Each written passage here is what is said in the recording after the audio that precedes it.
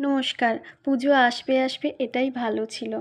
পুজো এলো আবার চলেও গেল। পুজোর এই কটা দিন আমাদের বাঙালি মানে সাজুগুজু, ঘোরাফেরা, খাওয়া-দাওয়া, প্যান্ডেল হপিং সব মিলিয়ে একটা দারুণ ব্যাপার। তো এটা ছিল অষ্টমীর দিনের খাওয়া-দাওয়া। বাড়িতে বানানো হয়েছিল দুপুরে।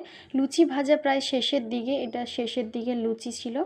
তো আমি তখনই ক্লিপটা নিয়েছি। তো চলো, লুচি ভাজা হয়ে গেছে, এবারে পাতে পড়ে গেল। দেখো এই লুচিগুলো যে দেখতে পাচ্ছ, যে কালো কালো স্পটগুলো রয়েছে, এগুলো কিন্তু জোয়ান। জোয়ানটা যদি দেওয়া হয় লুচির স্বাদটাও খুব সুন্দর লাগে আর হজম শক্তিও কিন্তু ভালো হয়।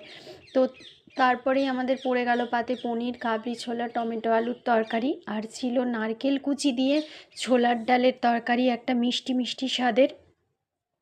তারপরে আমাদের আর পাতে পড়ে গেল লাল বাতাসা দিয়ে পায়েস। দেখো পায়েসটাও খুব সুন্দর হয়েছে, খেতে তো অসম্ভব ভালো ছিল। সব খাবার দাবার নিয়ে বসে পড়েছি, আমার তো তর্স হয়েছে না।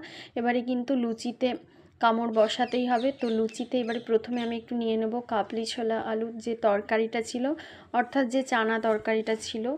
পনিরের একটা স্লাইস নিয়ে নিয়েছি। খেতে অসম্ভব সুন্দর হয়েছিল, আমার মায়ের হাতের রান্না, নিরামিষ রান্না, মা খুব ভালো বানায়।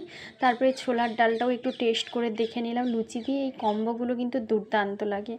তারপরেই আমার পাতে নিয়ে নিলাম আমি লুচির সাথে একটু পায়েস। তো পায়েসটাও অসাধারণ হয়েছিল। সব মিলিয়ে অষ্টমীর খাওয়া দাওয়া কিন্তু দুর্দান্ত ছিল। এই ক্লিপটা আমার পরে এখন দেখে কিন্তু এখন আমার ভীষণ লোভ লাগছে। তো তোমাদের কেমন লাগলো জানিও। সকলে কিন্তু খুব ভালো থেকো, টাটা।